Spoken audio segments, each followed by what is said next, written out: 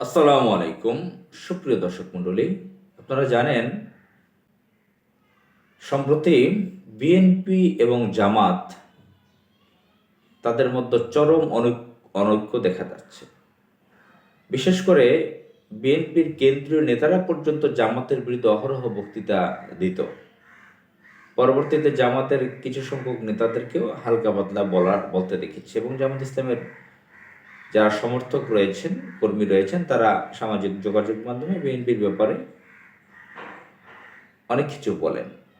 আর বিএনপির লোকজন তো আছেই, তাদের অঙ্গ সংগঠন, ভ্রাতৃপ্রতিম সংগঠন, ছাত্রদল, জামাত ইসলামের বিরুদ্ধে প্রোপাগান্ডা, বিভিন্ন বিরুদ্ধে কথা বলা, এগুলো চলছে। বিএনপি এবং আওয়ামী লীগের আদর্শের মতো খুব একটা পার্থক্য নেই। বিএনপির যারা একদম প্রথম পর্যায়ের নীতি নির্ধারণী পর্যায়ে, খালেদা জিয়া, তারেক রহমান, জিয়াউর রহমানের পরিবারের সদস্য ওনারা, জিয়াউর রহমানের স্ত্রী বেগম খালেদা জিয়া, তার পুত্র তারেক রহমান, ওনাদের অন্ততপক্ষে কিছু নীতি রয়েছে, তাদের মধ্যে দেশপ্রেম রয়েছে, এটা মানুষের কাছে প্রতিষ্ঠিত। মানুষ জানে তারা অন্ততপক্ষে ভারতের দালালি করে না, তাদের মধ্যে ধর্মীয় অনুভূতি কিছুটা আছে, তারা দেশকে ভালোবাসে। এই জিনিসটা আছে। যদিও বিএনপি কিংস পার্টি সামরিক বাহিনী থেকে ক্ষমতায় এসে এই পার্টিটা গঠন করা হয়েছে, নানান আলোচনা সমালোচনা রয়েছে একাডেমিক, কিন্তু বিএনপি অনেকবার রাষ্ট্র ক্ষমতায় আসছে, সরকার গঠন করেছে। আবার জামাত ইসলামের সাথে ঐক্য ছিল বারবার।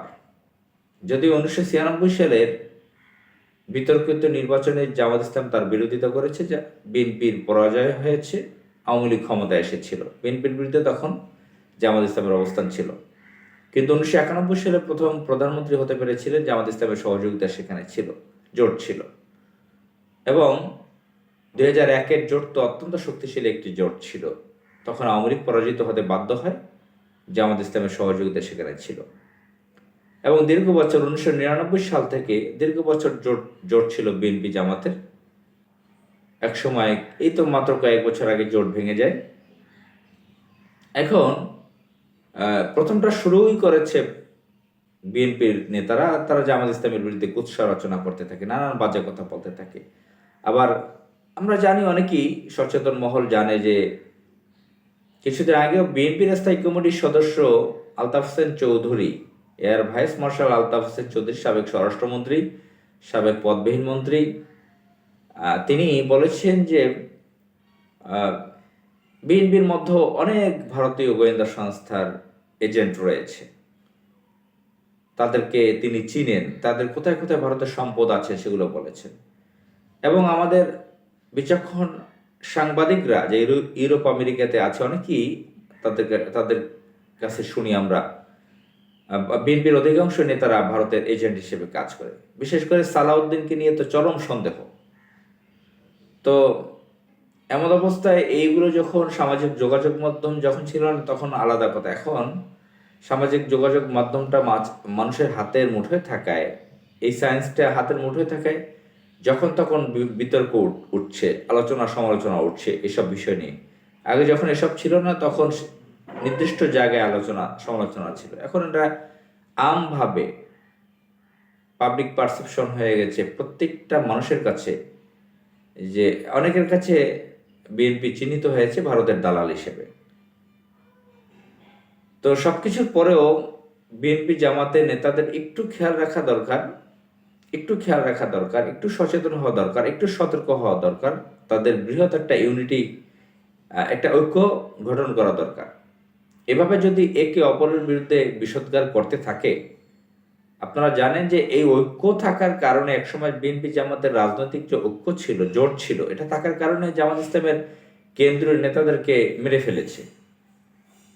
জামাত ইসলামের বড় ত্যাগ আছে, বিএনপিরও বহু ক্ষতি হয়েছে, কিন্তু জামাত ইসলামের ক্ষতিটা বিএনপির থেকে কয়েক হাজার গুণ বেশি হয়েছে এই ঐক্য থাকার কারণে। ঐক্য যদি না থাকতো, আওয়ামী লীগ এতটা বেপরোয়া হতো না, ভারতের ইন্ধনে আওয়ামী লীগ অত বেপরোয়া হতো না, যদি আলাদা আলাদাভাবে থাকতো। তো ঐক্য থাকার কারণে অত বেপরোয়া হয়েছিল। জামাত ইসলামের অপূরণীয় ক্ষতি করেছে, বহু মানুষকে পৃথিবী থেকে বিদায় করে দিয়েছে, মেরে ফেলেছে, তারা পৃথিবীতে আর আসবে না। তো এখন প্রতিবেশী দেশ ভারত চাইবে বাংলাদেশ উত্তাল হোক, অস্থিতিশীল পরিবেশ হোক, অস্থির হোক, তারা ঘোলা পানিতে মাছ শিকার করবে, এটা তারা চায়, এটা তাদের কামনা, এটা তাদের মিশন। এজন্য বিএনপি জামাতের নেতাদের উচিত একটু ধৈর্য ধারণ করে একে অপরকে বোঝা, একে অপরের প্রতি ভালোবাসা আনা, বিশ্বাস আস্থায় থাকা। বিএনপি জামাতের নেতাদের মাঝে মাঝে একসাথে বৈঠক করা দরকার, যে তোমাদের সাথে ভাই আমরা লিখিতভাবে এখন জোট নাই, কিন্তু আমরা সামাজিক যোগাযোগ মাধ্যমে পাবলিক প্লেস এখানে সেখানে নিজেদের বিরুদ্ধে একে অপরের বিরুদ্ধে কথা বলবো না। এতে গোলা পানিতে মাছ শিকার করবে প্রতিবেশী দেশ এবং পলাতক ফ্যাসিস্ট আওয়ামী লীগ গোষ্ঠী। এটা আওয়ামী লীগ বিএনপির নেতা, বিএনপি জামাতের নেতাদের বসা উচিত এবং একটা ঐক্য দরকার। এই ঐক্যটা না থাকলে এমনিতেই ডক্টর ইউনূস সরকারের বিরুদ্ধে নানান সন্দেহ এবং সরকারটা অত্যন্ত অত্যন্ত দুর্বল প্রকৃতির বারবার প্রমাণ হয়েছে। এখন নিজেদের মধ্যে একটা ঐক্য মোটামুটি রেখে সুষ্ঠুভাবে একটা নির্বাচন দেওয়া দরকার, একটু সময় নিয়ে মোটামুটি সংস্কার করে ইউনূস সরকারকে চাপে রেখে তাকে সহযোগিতা করে, তার ব্যাপারে খোঁজখবর রেখে দ্রুত বিচারের ব্যবস্থা করে শেখ হাসিনা সহ যারা স্বৈরাচারের পান্ডা, ফ্যাসিবাদ, সন্ত্রাস, এদের একটু বিচার করে প্রশাসনে ভালো একটা সংস্কার এনে একটা নির্বাচনের ব্যবস্থা করা দরকার, যাতে বাংলাদেশ থেকে আওয়ামী লীগ ভারতীয় দালাল গোষ্ঠীকে নিপাত করা যায় সম্পূর্ণভাবে।